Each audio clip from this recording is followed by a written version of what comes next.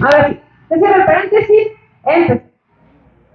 empezamos con el tema de hoy, géneros literarios.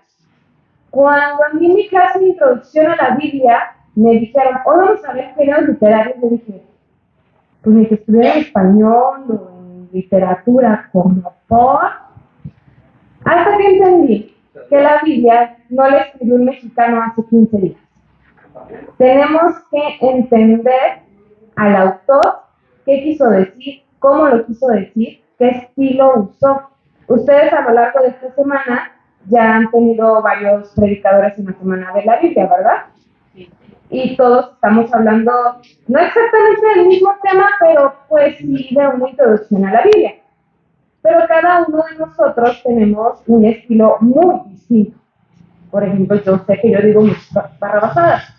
Yo lo sé, es para que no se me duerma.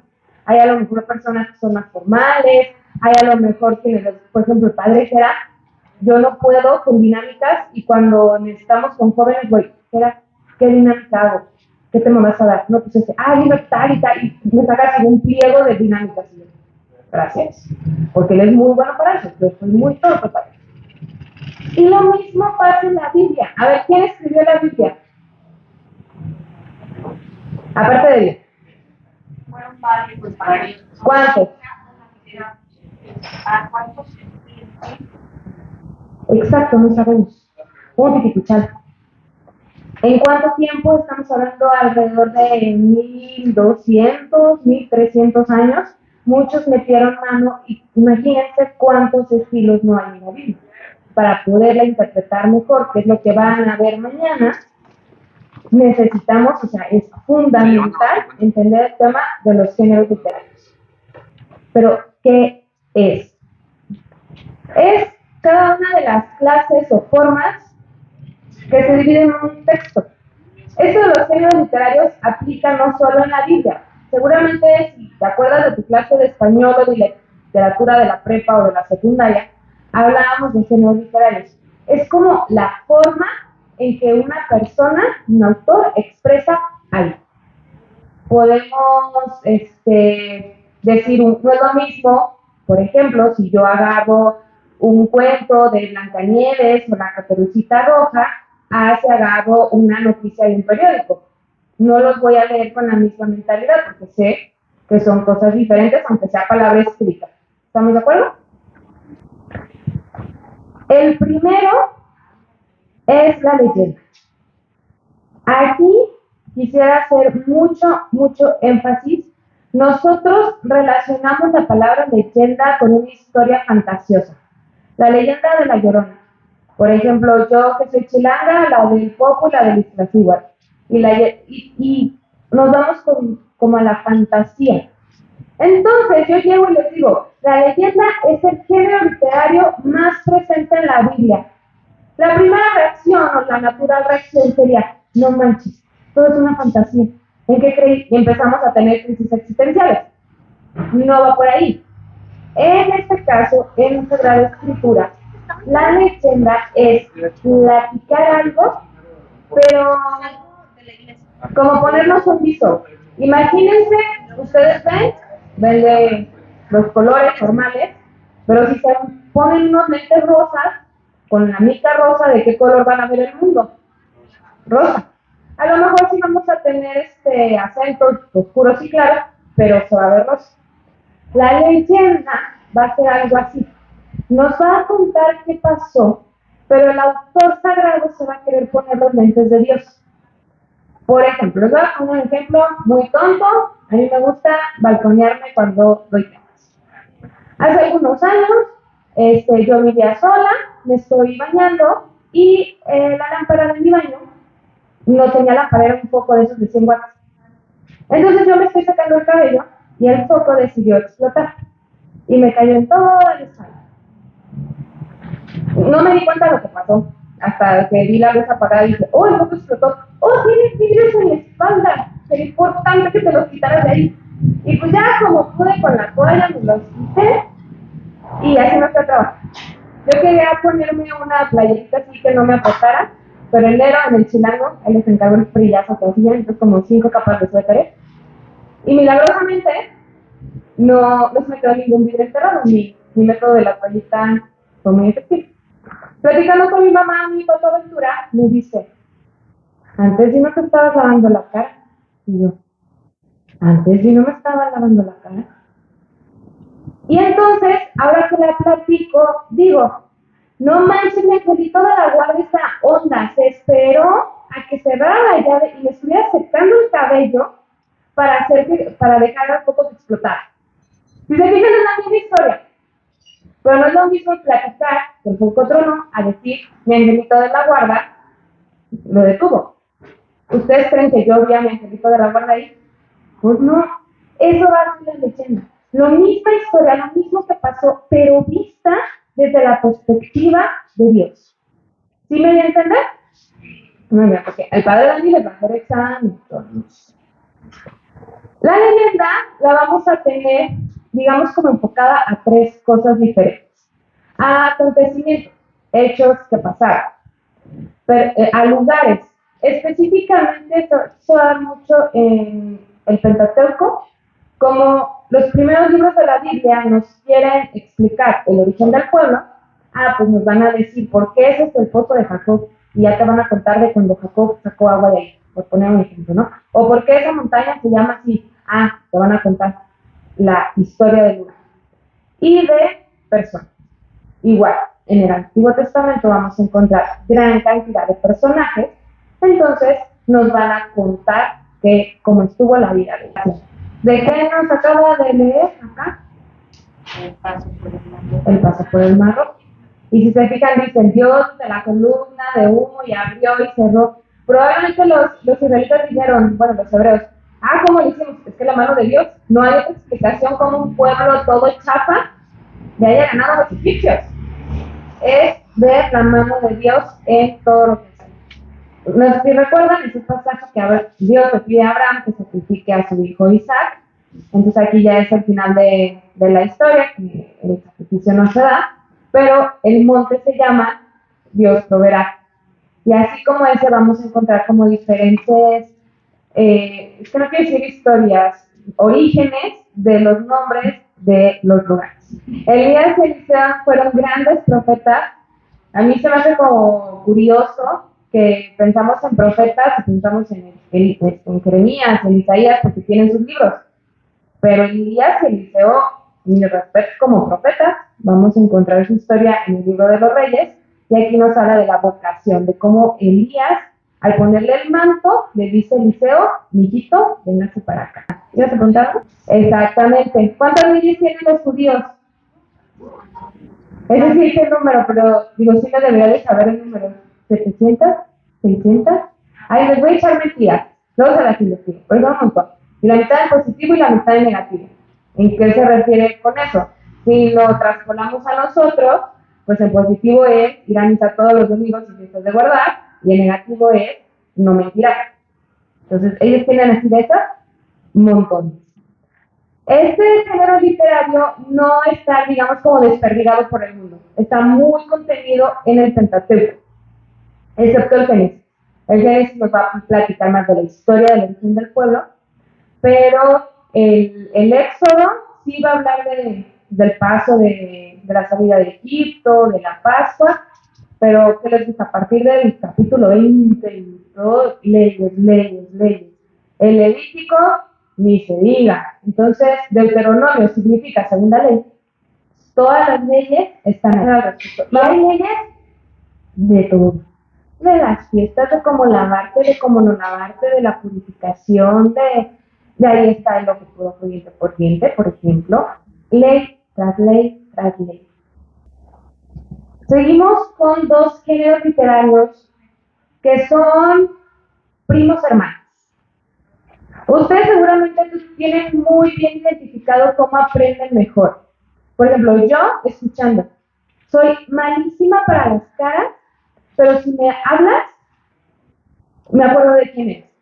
Es algo muy raro que tengo.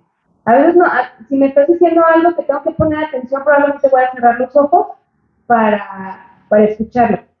Hay personas que son sumamente visuales, necesitan ver el colorcito, se acuerdan en qué parte del cuaderno lo anotaron, y hay personas que lo tienen que hacer.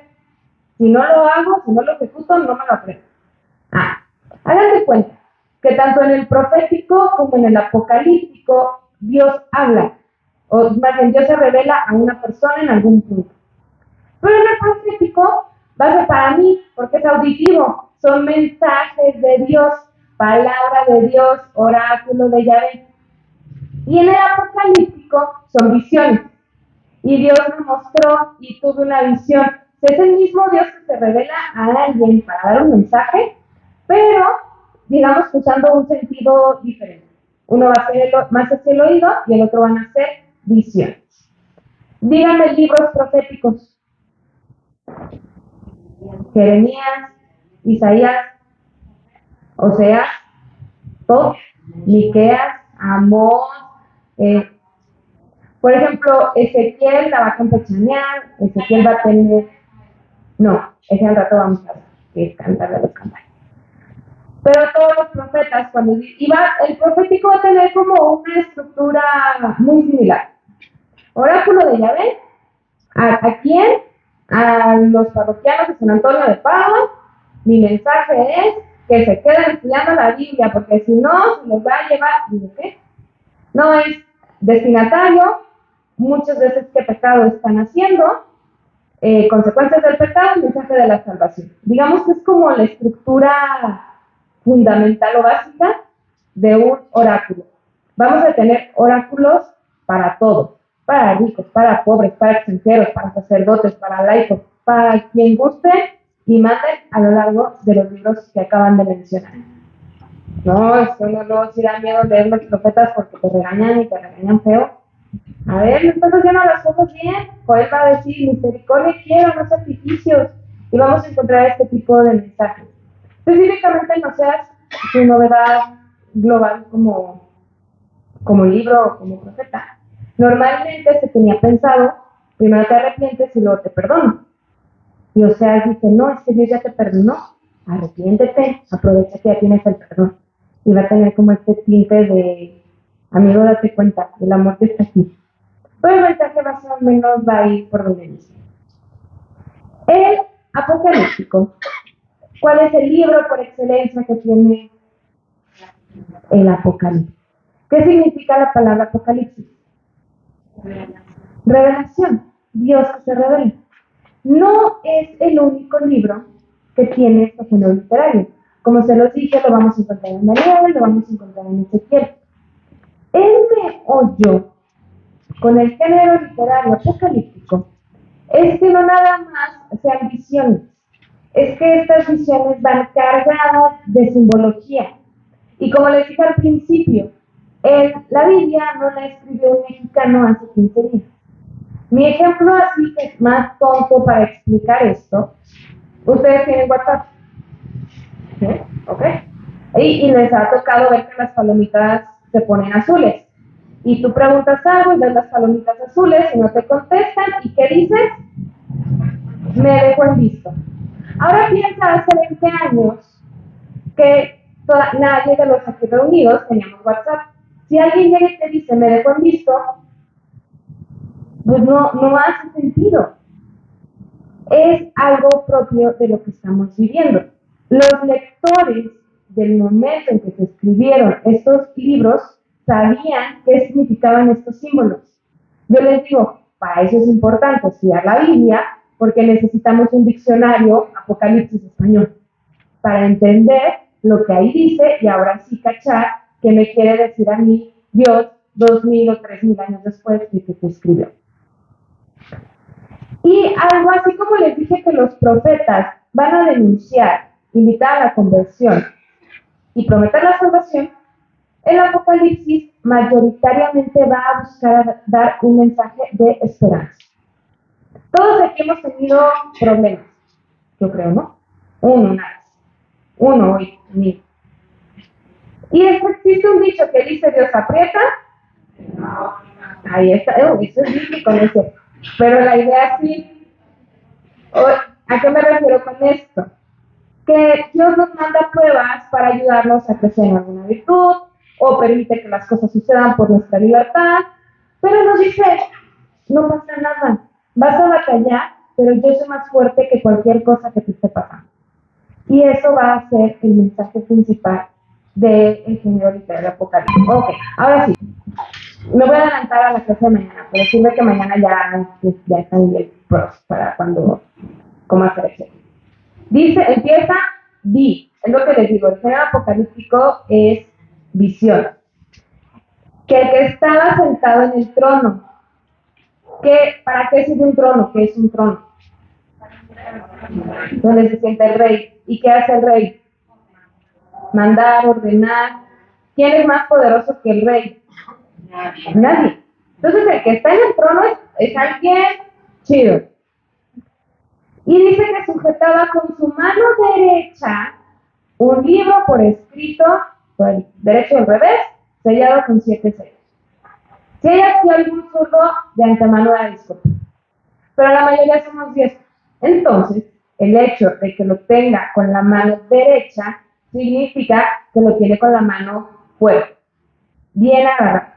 El número 7 nos va a significar la plenitud, la totalidad, lo completo, lo perfecto, lo divino. Entonces, es la historia de la salvación y nos tiene bien agarrados a nosotros. ¿Quién creen que es ese que está sentado en el trono? Dios Padre. Pero está sellada con 7 sellos, o sea, bien sellada. Y dice, nadie lo puede abrir y nadie, o sea, yo creo que Juan se moría de la curiosidad de saber qué estaba escrito ahí, porque dice que se soltó a llorar, porque nadie podía abrirlo. Por eso dice que siguieras hasta el 6. Usen, por favor, su imaginación. Si tienen pesadillas, una disculpa. Vi de pie, en medio del trono, un cordero, todos nos podemos imaginar un corderito, hasta que vamos bien, que parecía degollado. Entonces ahora imagínense acá en la cabeza colgando. Tenía 7 cuernos y 7 ojos. Y luego dice que tomó el libro de la mano. Entonces el cordero estaba en 2 patas, en 3 patas. O sea, cuando empezamos a leer de una forma literal, ¿entiendes por qué el Apocalipsis da miedo? Intenten imaginarse eso, pero dice cuántos cuernos y cuántos ojos tiene. 7. ¿Qué dice que es el 7? Plenitud, perfección, todo. El cuerno, ¿quién tiene cuernos? Da algo más que una. Los animales. Los animales en el Apocalipsis son seres poderosos, más poderosos que el hombre, menos poderosos que Dios, obviamente. Entonces el hecho que tenga 7 cuernos, ¿qué significa? Tiene todo el poder. Y luego dice 7 ojos. Digo, los que somos miopes, a lo mejor no tanto, pero normalmente conoces el mundo viendo. Si tiene 7 ojos, ¿qué significa? Lo ve todo lo conoce. Y ahora entonces este cordero ya no da miedo, porque dice, está degollado, pero está de pie. ¿Qué significa? ¿A quién le decimos el cordero de Dios? A Jesús. Jesús murió y después, entonces por eso está degollado, pero de pie, porque está muerto y resucitado. Sí, como el emoji de que nos explota el cerebro, ¿no?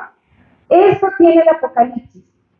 Para nosotros es confuso, pero teniendo el diccionario se vuelve un libro muy hermoso y eso aplica para Daniel, para Ezequiel o para los demás lugares donde vamos a tener este género literario. Novelas históricas. Estas son, es que me causa conflicto el tema de historia, porque puede ser descrita para una historia verdadera o para una historia de ficción. En inglés, uno tiene H y el otro no, y es más fácil de identificar. Estas historias son cuentos, pero son un poquito más largas. Entonces, la parábola va a ser más chiquita, estas historias van a ser más largas, son libros completos. Ruth, Esther, Tobías y Judith. Cuando tú los lees, te dicen lugares reales, personajes reales, por ejemplo, Judith habla de cuando Babilonia y Nabucodonosor quería invadir Jerusalén. Entonces se puede prestar a creer que es una historia en el sentido científico de la palabra, pero la realidad es que no. también se les llaman historias edificantes. Quieren, sí, pone el autor en un contexto específico a esta historia, pero quiere resaltar alguna virtud, alguna cualidad, con el objetivo de enseñar. Estos 4, que son libros completos, ahí se los leo de tarea, son chiquitos, son novelas históricas o historias edificantes. Es lo mismo. Ahora, el género sapiencial. ¿A qué les suena sapiencial? A sabiduría. Sabiduría. ¿Sabían que la Biblia tiene su libro de refranes? Se llama Proverbios. Y me encanta que decimos de los refranes, que es Niña pequeña. enseñanza, la sabiduría del pueblo. Mi abuelita tiene refranes, pero para aventar para arriba. Y de ahí sacas, pues sí, literal, el conocimiento general, cultural. Y eso va a ser el libro de los proverbios, va a ser como el refranero del pueblo de Israel. Pero también vamos a tener el libro de la sabiduría, el eclesiastés, el eclesiástico. Estos libros se van a escribir en verso, no en prosa. Por eso aquí también va a entrar Job. Aunque pareciera, porque los primeros 3 capítulos de Job están escritos en prosa, que pudiera ser novela histórica, pero no, porque tiene otros 40 capítulos que están escritos en verso y eso es lo que va a ganar, digámoslo así, y por eso lo hace un libro sapiencial. Este libro, es que luego a veces soy muy irrespetuosa, pero ustedes entienden mi intención. Es un libro como más popular.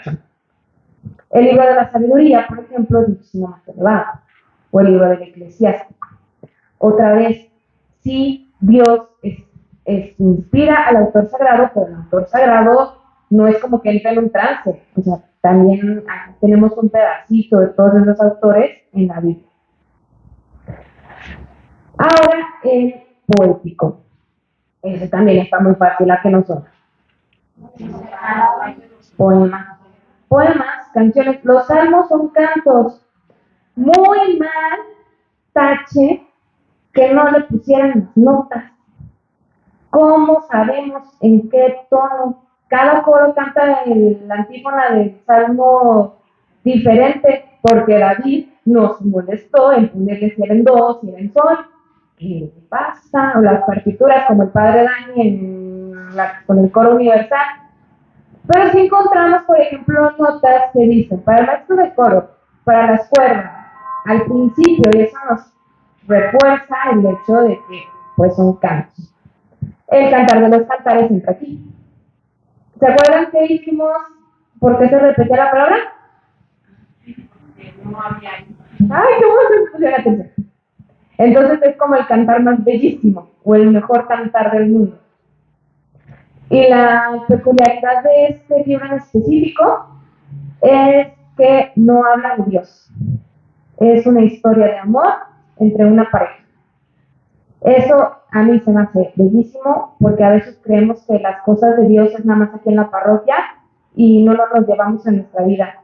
Y este libro en la Biblia nos demuestra que Dios está en la familia, en la pareja, en el amor de esposos y pues como decíamos, ¿no? Dios está en el cielo, en la tierra y en todo. Vamos a encontrar salmos de muchísimas temáticas. Salmos de agradecimiento, de alabanza, de petición. Hay unos salmos desesperados. O sea, tú lees al salmista de ¿por qué me has? Dios mío, ¿por qué me has abandonado? Es un salmo.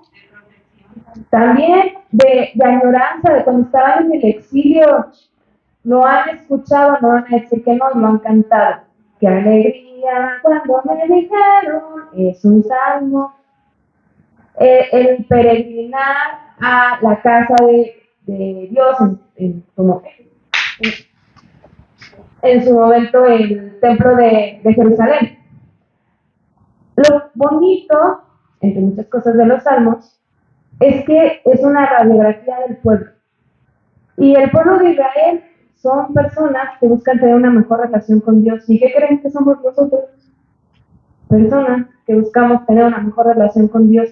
Y entonces No sé si han visto esos como separadores o folletitos de, y para cuando te sientas triste, y para cuando te sientas feliz, y para cuando no sé qué. Yo siento así a los salmos, como que hay para cada momento de tu vida. Ahorita ya me voy a meter un poquito más al Nuevo Testamento. La parábola. Le fascinaba a Jesús. Díganme parábolas de las que se acuerden. El sembrador, las vírgenes, acá, el hijo pródigo, el tesoro escondido. A Jesús le fascinaba hablar en parábolas. Pero, ¿qué creen? No era el único. Sí fue su método favorito, pero era hasta cierto punto común que los maestros de la época hablaran en parábolas. O sea, no fue como que la gente dijera, no manches, qué invención de Jesús. No. Pero sí le gustó. A él me pareció una forma muy fácil de, pues de dar su mensaje de una forma más sencilla, sea más fácil de recordar. Ok, a ver, si siento que alcanzaron a poner atención. ¿Qué personajes encontramos en esta parábola? Las ovejas y el buen pastor. ¿Qué sentimientos? ¿Qué pensó o qué sentía el pastor? Ansiedad, preocupación, tristeza, interés, claro. Y cuando le encontró, alegría. ¿Qué hizo con la oveja? La cargó. Eso nos denota ternura, preocupación. Ustedes, los que son papás y mamás, cuando le dices a tu chiquillo, no te subas ahí, y el chiquillo va y se sube, y se cae, ¿qué es lo primero que hace? Te dije. Pues seguramente el pastor también le dijo a la oveja que no se fuera para allá, y ahí va. Y el pastor no le dice, te dije. El pastor la carga. ¿Cuánto tiempo duró el pastor buscando a la oveja? No dice. Pero ¿en qué punto paró? ¿Hasta qué punto paró? Hasta que lo encontró. Perseverancia. No bajó hasta que lo encontró. No sabemos cuánto duró, pero no quitó el dedo del renglón hasta que lo encontró. Fíjense, es una parábola bastante cortita, o sea, 4 versículos, y le podemos sacar un montón de jugo. Nosotros a veces nos podemos sentir como esa oveja que va y por más que nos dice Jesús, no te subas ahí, te subes y te caes. Sí somos. Por eso Jesús inventó el sacramento de la reconciliación. Justamente, ya nos conocía. Pero si leemos los versículos 1 y 2, Jesús se le está diciendo a los fariseos. ¿Por qué? Porque ellos lo estaban criticando por estar comiendo con pecadores. Nosotros ya lo vemos desde afuera y decimos, pues es que Jesús vino por los pecadores, Él es el buen pastor, y Él es el médico de almas, y a nosotros ya nos hace sentido. Pero, una vez más, viajemos en el tiempo. ¿Qué pensaría? Yo voy a decir el padre Dani porque es el que está aquí. Si al padre Dani se metiera a la capilla, agarrara las formas consagradas y se pusiera a hacer un picnic. O sea, lo acusamos con el padre César y de ahí para arriba, ¿sí o no? O le decimos a oiga padre, ¿qué está haciendo? O algo. O sea, estamos de acuerdo que eso no es correcto. Y yo digo que no lo va a hacer. Pues el alimento para el judío es la bendición de Dios. El hecho de que Jesús le esté compartiendo con personas pecadoras es eso, como estar haciendo un picnic con las formas consagradas. Por eso los fariseos estaban aquí y diciendo, es que este entonces no es un profeta de veras, porque está haciendo las cosas muy mal. Y Jesús se va a aventar estas 3 parábolas. Va a empezar con el buen pastor, va a seguir con la de la dracma perdida y va a terminar con la del hijo pródigo. Pero la del hijo pródigo no acaba en la fiesta. ¿En qué acaba la del hijo pródigo?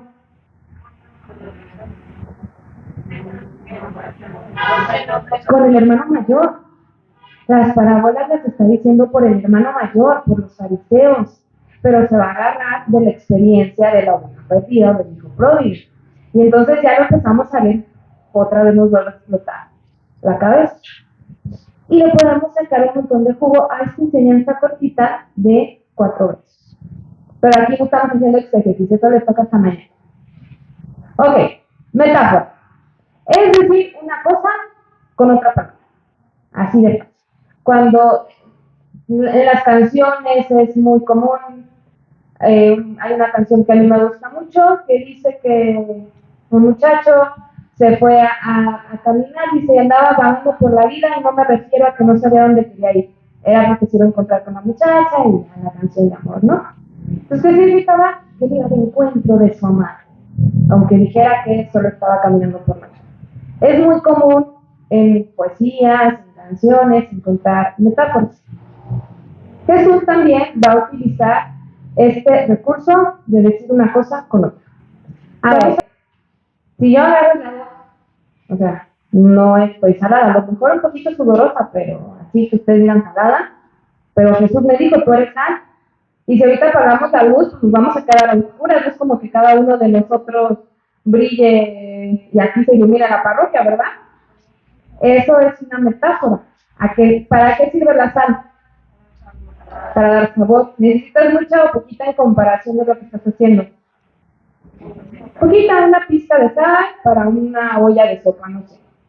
¿Qué nos está diciendo Jesús? Con lo poquito que nosotros hagamos, vamos a darle sabor a nuestra realidad. Nosotros pudiéramos pensar, no, pues yo qué hago. Pues sí, a veces pensamos así de que por más que le decimos a nuestros hijos, o por más que los padres invitaron a la semana de la Biblia, yo digo, me la parto haciendo los videos para que nada más lo vean mis dos papás y a ver, ese es un tío, y puede llegar a desanimarnos, ¿no? Pero Dios nos dice, es que tú eres esa sal que le da sabor a todos. Tú eres esa velita que ilumina. Y aunque sea una luz chiquita, cuando se va la luz y prendes una vela, hace una gran diferencia. Y por último, la alegoría. Un conjunto de metáforas. Este va a ser un poquito confuso leer. Pero es cuando empiezas, o sea, ahorita nada más fueron 2. Sal de la tierra y luz del mundo. Pero aquí en Mateo 13, el puntito significa y. O sea, el guión nos va a decir de aquí a acá, el punto es y. Si se fijan, está una y otra y otra y otra. Eso va a ser cuando Jesús, yo creo que sí se dejaron de nosotros, y a veces así entienden, y una y otra y a veces que así, pero bueno, el intento se hizo. Eso va a ser juntar un montón de metáforas o de imágenes seguiditas. Eso no va a ser tan común. Es una epístola. Esto va a ser muy común en el Nuevo Testamento.